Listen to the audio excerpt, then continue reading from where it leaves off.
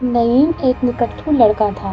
काहिली और सुस्ती उसमें कूट कूट कर भरी थी। वो कोई काम नहीं करता था, जिसकी वजह से घर वाले उसे उठते बैठते बुरा भला कहते रहते थे। जबकि नईम का कहना था कि वो काम तलाश करता है, लेकिन उसे कोई काम मिलता ही नहीं। कोई काम मिलता है तो मालिक बहुत जल्द उसे निकाल देता है और फिर वो बेरोजगार हो जाता है। लेकिन घर वाले अच्छी तरह नईम को जानते थे। वो ना सिर्फ निकट्ठू, काहिल और सुस्त था, बल्कि परले दर्जे का झूठा लड़का था। वो बात बात पर झूठ बोलता था और ये बात समझता था कि झूठ बोलकर उसकी जान बच गई और उसको मार नहीं पड़ी। एक रोज उसके अब्बू ने उसे सुधारने के लिए डांट पिलाई कि अगर वो काम पर ना गया या मेहनत मजदूरी से जान छुड़ाई तो वो उसे घर से निकाल देंगे। नईम सारा दिन दोस्तों के साथ खेलता रहा और शाम के वक्त घर आते हुए सोचने लगा कि वो अब्बू से कह दे कि उसने दिन भर एक दुकान पर काम किया था। लेकिन शाम को मालिक ने खाली हाथ लौटाते हुए उसे कहा कि वो कल से काम पर ना आए, मगर वो जानता था कि इस बार उसका झूठ बोलना सूझबूझ नहीं होगा। नईम मार के डर से घर आने के बजाय घर से दूर होता चला गया। रात उसने एक मैस में बसा थी। सुबह होते ही वो आवारागर्दी करने लगा। वो चलते चलते शहर से दूर निकल गया। अब उसे भूख ने सताया तो वो खाने की तलाश में इधर उधर नजर दौड़ाने लगा। दूर एक सेब बेचने वाले की रेहड़ी नजर आई, लेकिन उसके पास पैसे नहीं थे। वो रफ्ता रफ्ता रेहड़ी के पास गया। रेहड़ी वाला किसी से बातों में मसरूफ था। नईम ने 2-3 सेब चुपके से उठाए थे कि उसने रेहड़ी वाले को अपनी तरफ तेज तेज कदमों से आते देखा। नईम पकड़े जाने के डर से दौड़ने लगा। रेहड़ी वाला भी उसी के पीछे भागने लगा। कुछ और लोग भी नईम को पकड़ने के लिए दौड़े, लेकिन वो बहुत फुर्तीला था, किसी के हाथ न आया। लोगों ने उसे हाथ से निकलते देखा तो भागने से बाज आए, लेकिन चोर चोर की सदाएं उसका पीछा करती रहीं। पकड़ो उसे, पुलिस के हवाले कर दो। इस किस्म की आवाज़ें उसका दूर तक पीछा करती रहीं, लेकिन वो बेतहाशा दौड़ता रहा। जब उसके कदम रुके तो उसने अपने आप को एक पथरीले इलाके में पाया, जहाँ दूर दूर तक चटियल मैदान था, बड़े बड़े गार थे। नईम को कुछ और ना सूझा तो वो एक गार में चला गया। गार के अंदर जाने के बाद उसने खुद को महफूज कर लिया। पहले तो नईम ने अपनी सांसें खींची, सुकून का सांस लिया और फिर पेट की आग बुझाने के लिए चोरी किए हुए सेब खाने लगा। अभी वो सेब खाकर फारिग ही हुआ था कि उसे गार के दहाने पर किसी के कदमों की चाल सुनाई दी। वो पकड़े जाने के डर से गार के और अंदर जाता गया। अंधेरा बढ़ता जा रहा था। वो जितना गार के अंदर जा रहा था, पुलिस का खौफ और पिटाई का डर उसे अंधेरे में भी चलने पर मजबूर कर रहा था। एकदम इसका पाँव फिसल गया और वो एक बड़े से गड्ढे में गिरता चला गया। शायद ये गड्ढा नहीं, कोई कुआं था। खुदा का शुक्र है कि जब वो उस गड्ढे की तह में गिरा तो रेत पर गिरा, वरना पत्थर होते तो उसकी हड्डी पसली एक हो जाती। नईम बहुत हैरान हुआ कि गार के अंदर इतना बड़ा गड्ढा कैसे बना और परेशान हुआ कि इस गड्ढे से बाहर कैसे निकलेगा। लेकिन उसकी नज़र दाएं हाथ की जानिब पड़ी तो वो मज़ीद हैरान हुआ, क्योंकि उसको ऐसा महसूस हुआ जैसे इस जगह से कोई रास्ता आगे की तरफ जा रहा है। वो जल्दी से उठा और उस जानिब कदम बढ़ाने लगा। वाकई एक रास्ता जो गड्ढे के अंदर सिता हमवार किए हुए था। लेकिन नईम की समझ में ये बात नहीं आ रही थी कि अगर ये रास्ता है तो इतना छोटा सा क्यों है और ये रास्ता कहाँ जाता है। तजस्सुस ने उसके कदमों को उठने पर मजबूर कर दिया। वो एक एक कदम नाप तोल कर उठा रहा था। ज़रा आगे गया तो उसे एक सुराख नजर आया। सुराख इतना बड़ा ज़रूर था कि उसमें से अंदर दाखिल हुआ जा सकता था। नईम समझा कि ये कोई रोशनदान है या कोई खिड़की है। नईम ने उस रोशनदान से झांका तो उस पर हैरत के पहाड़ टूट पड़े। अंदर तो कोई शहर आबाद था। एक बस्ती नुमा जगह थी। घर थे, दुकानें थीं, सड़कें थीं और कारोबारी जिंदगी मामूल के मुताबिक चलता दिखाई दे रहा था। नईम को ऐसा महसूस हो रहा था कि जैसे वो कोई फिल्म टेलीविजन पर देख रहा हो। उसको बारी बारी हर चीज़ नज़र आ रही थी। जिस बात ने उसकी सबसे ज़्यादा तवज्जो उसकी तरफ कराई वो उस बस्ती की चीज़ें थीं। मकानात छोटे छोटे, जैसे लोग समंदर के साहिल पर समंदर की गीली रेत से घरौंदे बनाते हैं। दुकानें भी छोटी थीं, जैसे कार्टून्स के होते हैं। सड़कें बहुत ही बारीक और कम चौड़ी थीं, ऐसे जैसे हमारे घर बड़े बड़े घरों में राहदारियाँ होती हैं। वो हैरानी से इसी रोशनदान के जरिए अंदर उतर गया। ज़रा सा आगे बढ़ा था कि उसे 2 गुड्डे चलते नजर आए, जैसे चाबी वाले खिलौने होते हैं। वो चलते जा रहे थे, रुकने का नाम नहीं लेते थे। नईम सोचने लगा कि ये कौन सी चाबी वाले गुड्डे हैं जिसकी चाबी ख़त्म होने का नाम नहीं ले रही। जब उसे सामने से एक गुड़िया आती नजर आई तो वो उसके रास्ते में बैठ गया। जैसे ही वो करीब आई, नईम ने उसे हाथ में लेने की कोशिश की, लेकिन वो ऐसे उछला जैसे उसे करंट लग गया हो, क्योंकि उस गुड़िया ने इससे खौफजदा होकर चीख मार दी। तब नईम की मोटी अकल में बहुत देर के बाद आया कि ये कोई गुड्डे और गुड़िया नहीं बल्कि बोने लोग हैं, जिनको लोग बाश्ती भी कहते हैं। लेकिन ये तो कहानियों का किरदार होते थे, उनका वजूद तो मुमकिन नहीं था। फिर ये मेरे सामने सचमुच कैसे आ गए? कहीं मैं ख्वाब तो नहीं देख रहा हूँ। उसने अपने दांतों में शहादत की उंगली को दबाया तो तकलीफ का एहसास हुआ। तब उसे यकीन हो गया कि वो ख्वाब नहीं बल्कि हकीकत में देख रहा है, कि वो बोनों की दुनिया में पहुंच चुका है और उस वक्त वो बोनों की एक बस्ती में खड़ा है। नईम को उनकी देखी दुनिया बहुत भली लगी। वो मालूमात हासिल करना चाहता था कि इन बोनों की दुनिया कैसी होती है, उनके रहन सहन के तौर तरीके क्या हैं, उनकी तहजीब व सकाफ़त क्या है, उनके मलबूसात कैसे हैं, ये लोग किस तरह ज़िंदगी बसर करते हैं, ये क्या खाते हैं, क्या पीते हैं, उनका ज़रिया मुआश क्या है, उनकी पैदाइश और मौत की रसूमात क्या हैं, ये किस तरह मिलजुल कर रहते हैं। नईम खामोशी से एक बड़े से पत्थर के पीछे छुप कर ये तमाम मंजर देखना चाहता था, क्योंकि उसने कई बार मामू जान से बोनो की कहानी सुनी थी। वो तो आज तक यही समझता था कि बोनो का किरदार फजील है, भला इस कदर छोटे छोटे इंसान कैसे हो सकते हैं। लेकिन मामू जान की कहानी सुनाने का अंदाज भी बड़ा गजब का होता था। बिल्कुल ऐसा महसूस होता था जैसे वो कहानी नहीं बल्कि आंखों से देख कर हाल सुना रहे हों। नईम को याद आया कि एक बार मामू जान ने बताया था कि उनके गांव में कुआं खोदा गया था, क्योंकि उनके गांव में पानी की बहुत किल्लत थी। इसलिए चौधरी साहब की मदद से गांव वालों ने एक कुआं अथक मेहनत और एक दिन रात की जुस्तजू से खोद लिया। इस कुएं से पानी भी निकलने लगा था, जो कि बहुत मीठा था। कुआं खोद लेने के बाद जब आखिरी आदमी कुएं की तह से ऊपर आने लगा तो उसकी एक बोने पर नजर पड़ी। वो समझा कोई जानवर है, लेकिन गौर से देखने के बाद पता चला कि वो कोई जानवर नहीं बल्कि बाश्ती इंसान है। एक बोना है जो न जाने कहाँ से इस कुएं में आ गया है। वो बड़ी एहतियात, कमाल और होशियारी से उसे ऊपर ले आया और अपने तमाम साथियों को बात बताकर बोने को दिखाया। लेकिन जैसे ही इस शख्स ने कुएं से बाहर उस बोने को निकाला, वो मर गया। कहते हैं कि बोनों की जिंदगी के आसार जमीन की निचली सतह तक ही होते हैं। जमीन के ऊपर की आबो हवा में उनका दम निकल जाता है। गांव के लोग दूर दूर से उस बोने को देखने के लिए आए जो कुएं से बाहर आते ही मर गया था। ये सच्चा वाकया कहकर मामू ने सुनाया था। तब नईम को बड़ी हैरत हुई थी कि इन बोनों का किरदार ही नहीं है बल्कि वो बजाते खुद जिंदा होते हैं, इंसानों की तरह चलते फिरते हैं, सोते जागते हैं, ज़िंदगी की दीगर ज़रूरियात पूरी करते हैं और उनके यहाँ मौत और पैदाइश भी होती है। उनकी दुनिया अलग होती है। नईम को मामू की तमाम बातें और कहानियाँ एक एक करके याद आने लगी। मामू ने एक कहानी में बताया था कि बोने अफराद के यहाँ जब कोई मर जाता है तो वो उसे नहलाते हैं, साफ सुथरा करके कफन पहनाते हैं और फिर बिल्कुल हमारी तरह कब्र में दफना देते हैं। चंद बोने उसकी नमाज जनाजा भी अदा करते हैं, लेकिन फर्दन फर्दन। नईम को वो कहानी भी अच्छी तरह याद आ गई थी जिसमें मामू ने बताया था कि उनके यहाँ शादी की रसूमात भी होती हैं। लड़के और लड़की को सामने बिठाकर पूछा जाता है, क्या तुम इस लड़के के साथ रहना पसंद करोगी? अगर लड़की हाँ कह दे तो फिर लड़के से पूछा जाता है, क्या तुम इस लड़की की हिफाजत और ज़िंदगी भर का साथ रहने का ज़िम्मा लेते हो? हाँ कह देने की सूरत में उनको दुआएं देकर रुखसत कर दिया जाता है। तब वो अपना अलग घर बसाते हैं और साथ साथ ज़िंदगी गुजारते हैं। नईम बहुत हैरान होने के साथ साथ खुश भी था। वो बोनों की हकीकत में उनको चलता फिरता देख रहा था। कोई कारोबार में मसरूफ़ था तो कोई घर बार के काम काज करने में। औरतें भी घरेलू काम काज में लगी हुई थी। कोई सिलाई कढ़ाई का काम कर रही थी तो कोई चूल्हा जलाकर रोटी सालन तैयार करने में मगन थी। नईम को बोनों की ज़िंदगी ने तो हैरान कर रखा था, लेकिन जिस बात ने सबसे ज़्यादा हैरत में डाला था वो थी बोनों की आमदोरफ्त, यानी उनकी आमदोरफ्त के ज़राए जिनके ज़रिए वो एक जगह से दूसरी जगह आते जाते होंगे। फिलहाल तो नईम की नज़र एक बैलगाड़ी पर पड़ी जिसको एक बोना चला रहा था, लेकिन मज़ीद हैरानी की वजह था कि न सिर्फ बैलगाड़ी छोटी सी थी बल्कि इस बैलगाड़ी में जोता गया बैल भी बोना था। ज़रा फासले पर उसकी नज़र पड़ी तो एक बकरी देखी तो वो समझा कि बकरी का बच्चा है, लेकिन गौर करने पर ये अक़्द इस पर खुला कि वो बौने आदमियों की गाय है, जिसका दूध उनकी खुराक बनता है।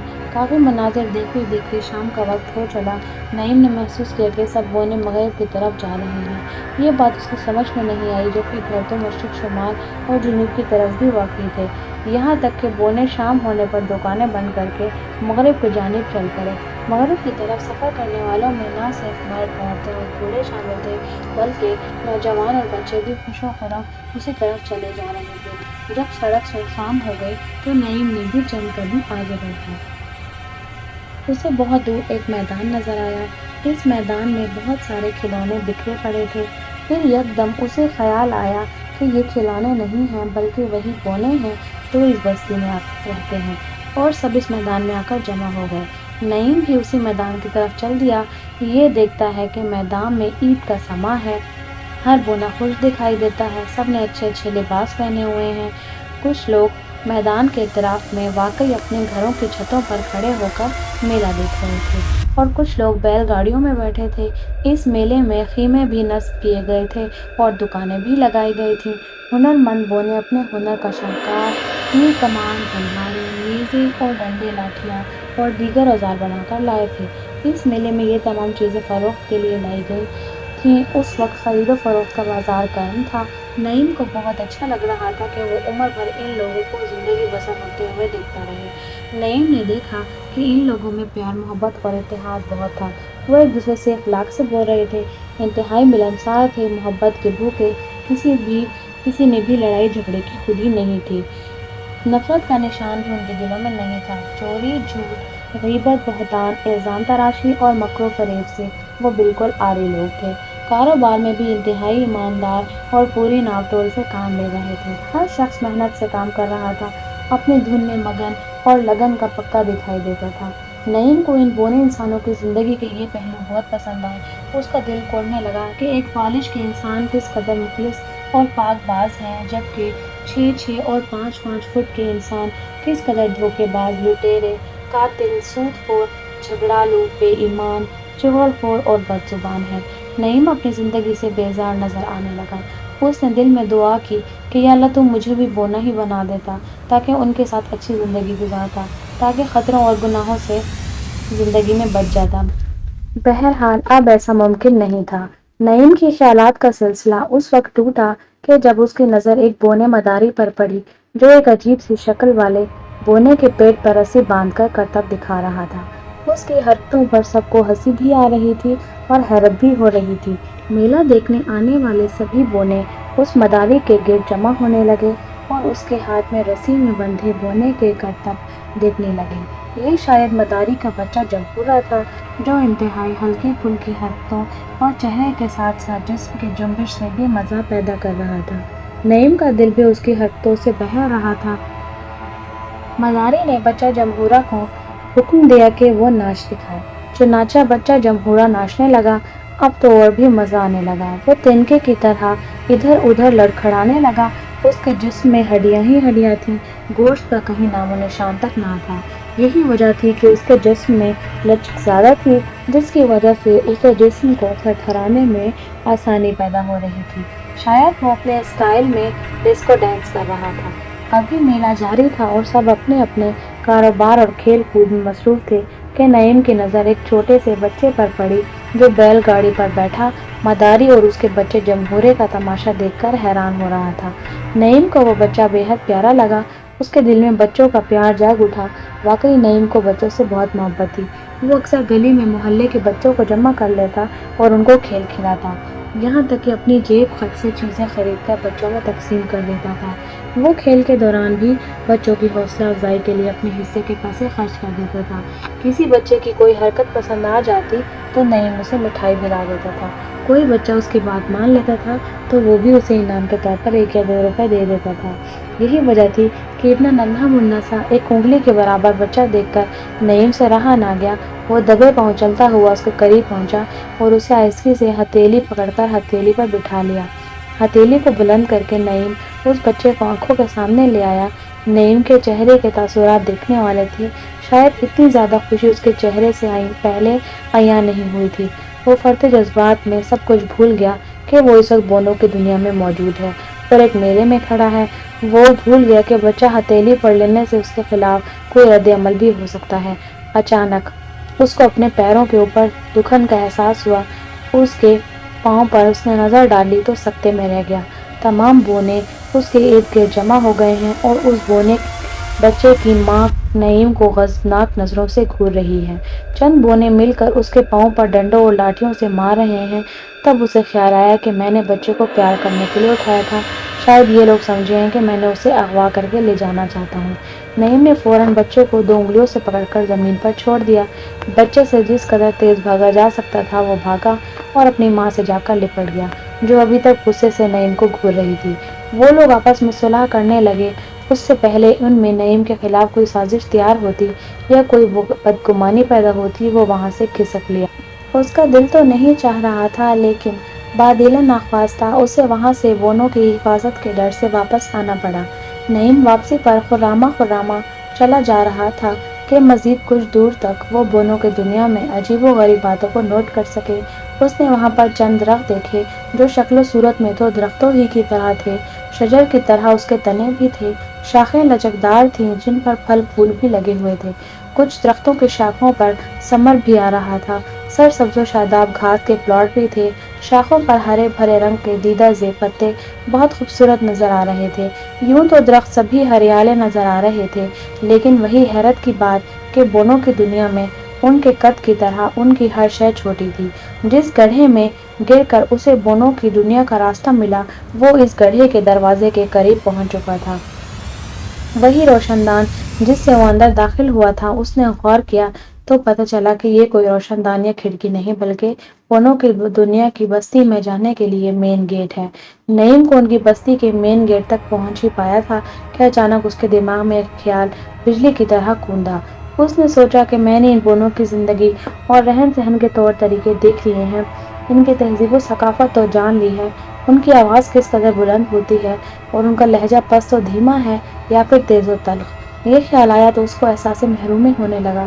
دراصل بات یہی تھی کہ وہ ابھی تک بونے کے قریب نہیں ہو پایا تھا، کسی سے اس کی دوستی نہیں ہوئی تھی، کیونکہ وہ تو دور دور تک انہیں چھپ چھپ کر ہی دیکھتا رہا۔ پھر بھلا ان کی آواز کا کیسے پتہ چلتا؟